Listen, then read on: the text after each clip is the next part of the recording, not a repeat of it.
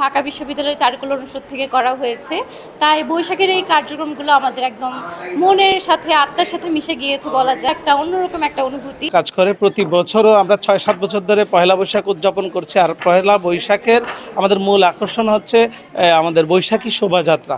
এই শোভাযাত্রাকে কেন্দ্র করে আমরা ৭-৮ দিন ধরে শিক্ষার্থীরা শিক্ষকরা মিলে কাজ করছি। আমরা বানানো হয়েছে বাংলার একটা খুব পরিচিত খাদ্য তালিকার মধ্যে যেটা আছে তরমুজের একটা বড় ফালি নিয়ে বের হচ্ছি। তাছাড়া আছে বিভিন্ন পটচিত্রের মধ্যে মুখোশ, পেঁচা, বিভিন্ন রকমের দেশীয় সংস্কৃতিকে উপস্থাপন করা যায়, নতুন প্রজন্মকে উদ্বুদ্ধ করা যায়, এমন বিভিন্ন রকমের মুখোশ নিয়ে আমরা বের হচ্ছি। প্রথমে আসি সারা বাংলার মানুষ যাতে শান্তিপ্রিয় মানুষ।